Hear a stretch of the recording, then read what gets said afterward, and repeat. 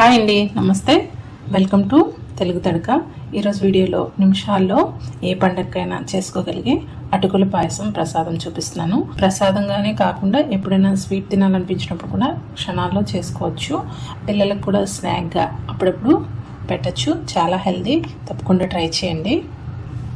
ముందుగా ఒక గిన్నెలో అరకప్పు తురిమిన బెల్లం వేసుకొని ఒక 4-5 టేబుల్ స్పూన్ల నీళ్ళు వేసుకొని ఈ బెల్లాన్ని కరిగనివ్వాలి. చూడండి, ఇప్పుడు బెల్లం ఇలా కరిగింది కదా. ఇలా కరిగిన తర్వాత పక్కకు దించుకొని ఈ బెల్లం నీళ్ళని చల్లారనివ్వాలి. తర్వాత ఇక్కడ ఈ గిన్నెలో నేను 1/2 లీటరు పాలు తీసుకున్నాను. ఈ పాలని మరిగించుకోవాలి. ఇవి ఒకవైపు మరిగించుకొని వేరొక ప్యాన్లో 1 టేబుల్ స్పూన్ నెయ్యి వేసుకోవాలి. ఇందులో ఒక గుప్పెడు జీడిపప్పులు వేసుకొని ఇవి లైట్గా వేయించాలి. చూడండి, ఇలా లైట్గా వేగాయి కదా. ఈ టైంలో ఒక 10-15 కిస్మిస్లు వేసి వీటిని కూడా వేయించుకోవాలి. కిస్మిస్లు అనేవి తొందరగా వేగిపోతాయి, అందుకనే చివరిగా వేసి వేయించుకోవాలి. ఇలా వేగిన తర్వాత ఒక బౌల్లో తీసుకొని పక్కన పెట్టుకోవాలి. ఇప్పుడు ఇదే ప్యాన్లో మరొక టేబుల్ స్పూన్ నెయ్యి వేసుకొని ఇందులో 1 కప్పు అటుకులు తీసుకోవాలి. ఈ అటుకులు అనేవి మందంగా ఉండాలి. పాయసంకి మందంగా ఉన్న అటుకులు తీసుకుంటేనే బాగుంటుంది. పల్చిగా ఉన్న తీసుకుంటే వెంటనే అవి చెదిరిపోతాయి. పాయసంలా కాకుండా పిండి పిండిగా అయిపోతుంది. అందుకని మందంగా ఉన్న అటుకులు తీసుకోండి. వీటిని లో టు మీడియం ఫ్లేమ్లో కలుపుతూ వేయించుకోండి. ఇలా అటుకులు ఒక 50% వేయించుకున్న తర్వాత ఒక అరకప్పు పచ్చి కొబ్బరి నేను ఇక్కడ వేస్తున్నాను. పచ్చి కొబ్బరి, ఎండు కొబ్బరి అనేది ఆప్షనల్ అండి. నేను ఇక్కడ పచ్చి కొబ్బరి వేస్తున్నాను.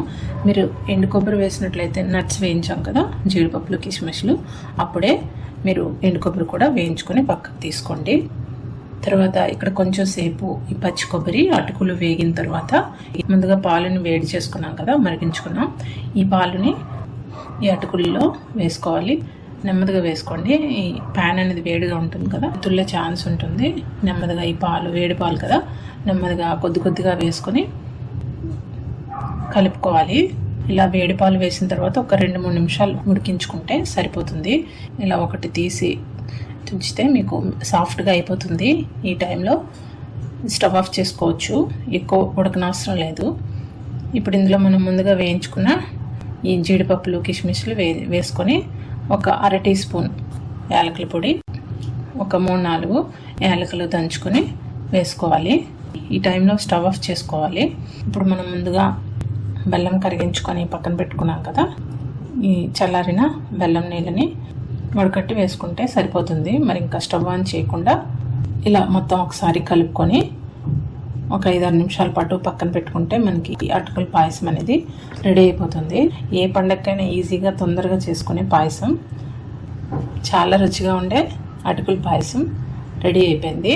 పిల్లలకు కూడా అప్పుడప్పుడు ఇలా చేసి పెట్టచ్చు. ఇందులో డ్రై ఫ్రూట్స్ ఉన్నాయి, పాలు, బెల్లం అంతా మంచిదే కదా, చాలా హెల్తీ. తప్పకుండా ట్రై చేయండి.